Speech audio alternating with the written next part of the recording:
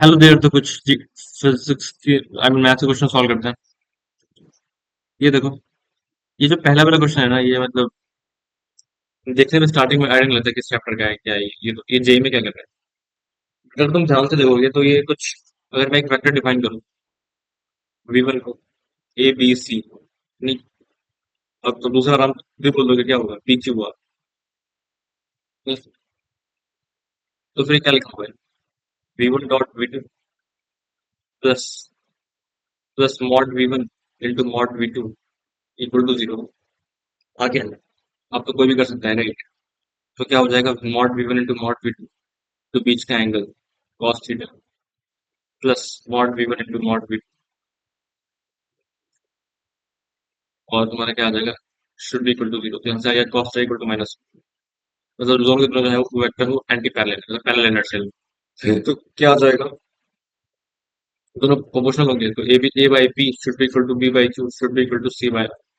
यहाँ से देखोगे अगर, तो ए क्यू, अब इन दोनों को इक्वल किया तो A Q by B P one आ गया। और फिर अगर इन दोनों को इक्वल किया तो B R by C Q one आ गया। तो इन दोनों को इक्वल किया तो A R by C B one आ गया। तो वन प्लस वन कितना आ जाएगा? वन वन वन थ्री आ जाएगा। समझे? इधर लगभग सॉल्व भी होता है, बट दिखने में पता नहीं क्या ही लग रहा है। आगे बढ़ते हैं।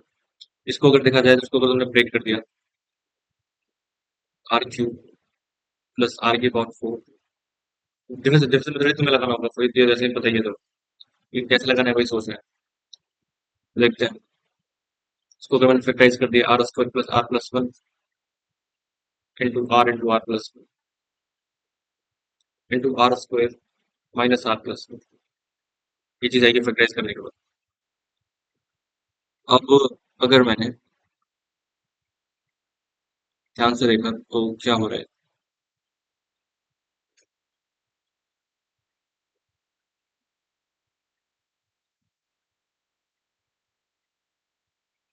क्या ही हो रहा है?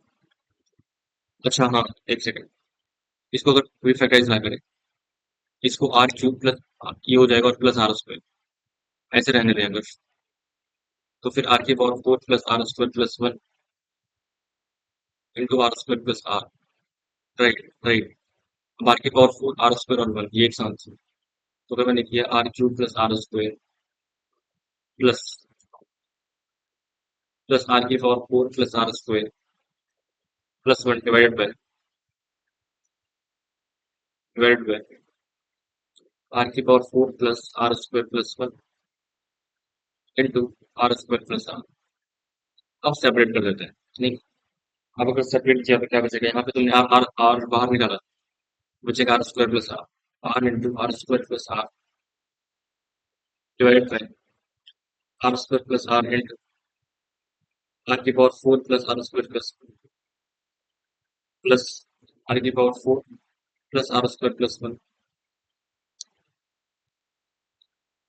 डिवाइड बाय आर की power four plus are square plus one into are square plus one. अब ये चीज उससे कैंसिल हो जाएगी, ये हो जाएगा आर अपॉन आर की power four plus are square plus one plus one by are square plus r, ये चीज आ जाएगी। अब इसको अगर यहाँ पर डिफरेंस मेथड लगाओगे, ये आर स्क्वायर प्लस आर है, तो ये हो जाएगा one by r into r plus one. Sorry, इसको लिखा। और यहाँ पे तुम्हें क्या करना है? ये तो पूरा मेज में भी आ रखा है, r square plus one minus r into are square plus one plus r factorise कर दिया इंटू इसका वो कर दिया one by two times r square plus r plus one again minus r square minus r, इसका factorise सबको पता ही होगा। और इसको अगर इसको लिख दोगे क्या? One by r minus one by r plus one, right? One by r minus one by r plus, क्या है?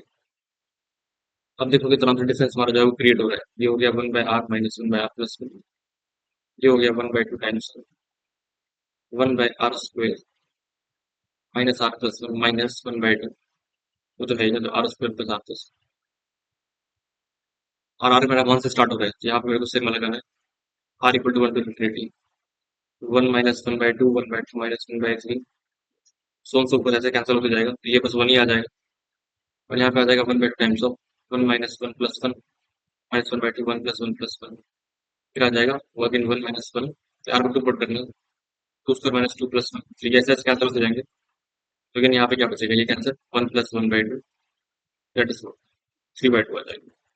ठीक है, क्योंकि ये अगर टी आर है तो ये TR+1 है, तो वहां से 1 आ गया और यहाँ से 1/2 आ गया, तो तुम्हारा 1.5 हो जाएगा। ठीक है, बढ़िया। इस क्वेश्चन को देखते हैं।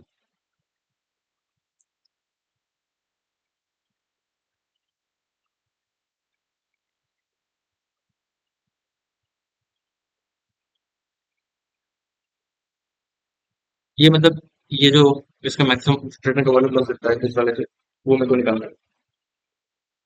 तो इसमें कुछ ज्यादा वो नहीं है, लेकिन 2B × C, 3C × A, A × 4B, तो 3 4 12 24 24 पहले बाहर आ जाएगा, फिर बचेगा B × C, C × A, A × B। ये तो बॉक्स से किसी का स्क्वायर ही होता है, तो 24 टाइम्स क्या हो जाएगा, बॉक्स से किसी का होल स्क्वायर, ये आ जाएगा। ठीक है, अब यहाँ पे बोल रहे हैं A is 2 + sin और फिर +1। पहले बॉक्स से निकाल के देख लेते हैं क्या बनता है। तो फंक्शन आएगा थीटा का, उसको मेरे को मैक्सिमाइज मिनिमाइज करना होगा, जो वो पूछ रहे हैं। राइट, ये आ जाएगा 2 + sin cos sin 2 theta, 2 + sin theta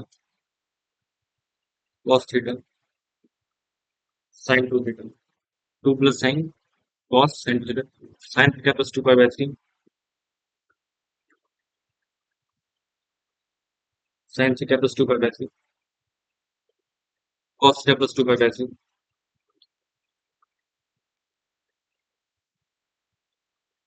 cos theta +2π/3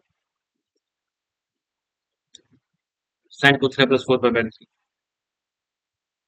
sin 2 theta +4π/3 sin theta -2π/3, which is like cos theta -2π/3, ये आ जाएगा। और यहाँ पे होगा sin 2 थीटा -4 sin 2 थीटा -4π/3। अब अगर मैंने इन दोनों को लाइक ऐड कर दिया, वैसे वैसे वैसे वैसे, ठीक है, इधर हो जाएगा। वैसे शायद ये अच्छा बन जा रहा है, फ्लप हो रहे हैं एक तरीके से टर्म्स। अगर ये 2 + sin है और ये दिस इंटू दिस, अगर ये मान लो कि एंगल्स जो रिपीट हो रहे हैं एक तरीके से, थीटा +2π/3 एक है हमारे पास। इट्स ये मेरा, ये वाला देखते हैं क्या आएगा, टर्म्स टर्म मिलकर देखते हैं पहले। तो आएगा 2 + sin इंटू, मैंने इस रो को डिलीट किया, इस कॉलम को डिलीट किया, तो ये cos इंटू साइन भी माइनस, अब क्या सेम एंगल आ रहा है क्या, यहाँ तो लग ही रहा है, उसका प्लस माइनस आ रहा है लेट्स।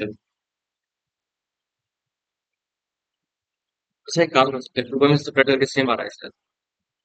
अगर मैं 2π - थीटा +2π/3 करूँ, ये होता है तुम्हारा 4π/3 माइनस थीटा। Right, right. तो इस वाले को अगर मैंने 2 से सेपरेट कर दिया, तो आएगा 4π माइनस यहाँ पे एक second, let me check question means theta theta, यहाँ पे वहाँ पे 2 थीटा है, ठीक है।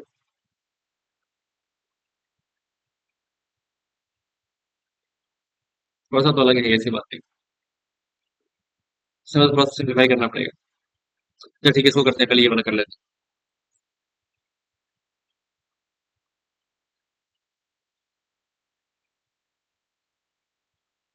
ये तो ऐसे दिख रहा है कि साइन थीटा साइन टी क्या हो जाएगा, 2 sin 3x/2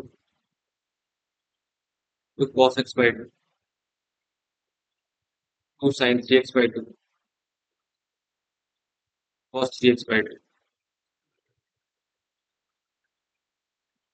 इंटू 8। अब ये चीज अगर मेरे को कैंसिल करनी है, तो मुझे क्या चाहिए, as as more than 0 to π। तो ये चीज है, अगर x वाले 0 से π है तो x/2 0 से π/2 है,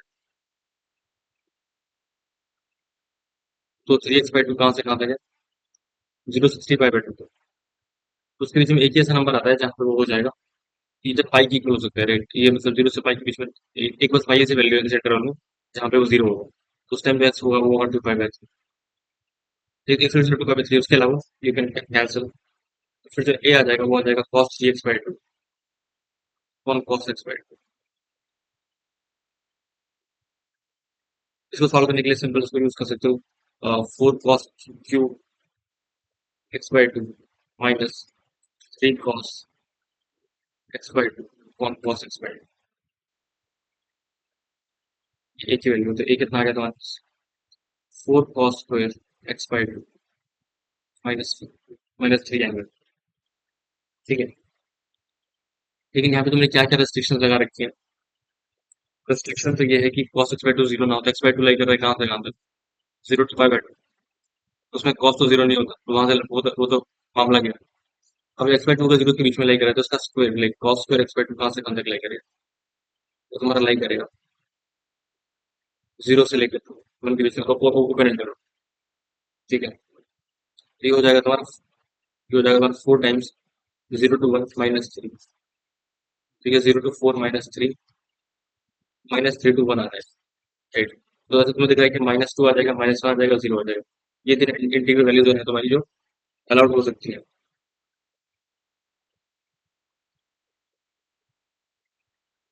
-2 -1 और 0, यही वैल्यू अलाउड है। अब उसके बाद क्या हो जाएगा कि मुझे सोचना ये है कि मैंने एक वैल्यू एलिमिनेट की थी 2π/3 वाली। तो जब 2π/3 एक्स को हटाया था तो ये क्या नहीं हो सकता? ये तुम्हारा 4 cos² π/3 एक्स को पुट किया π/3 - 3। ये 1/4 है, तो 1 - 3 - 2। तो -2 भी अलाउड नहीं है क्योंकि ये जो वैल्यू है ये अलाउड नहीं थी। समझ गए? क्योंकि ये रहा कैंसिल नहीं कर पाऊंगा ना, तो ये डोमेन का पार्ट है तो -2 अलाउड नहीं होगा। तो एक ही में तीन दो वैल्यूज ले सकते हैं पहले। समझे? इसका आंसर 2 आएगा। ठीक है, ओके, चलो फिर आगे लेते हैं। Thank you.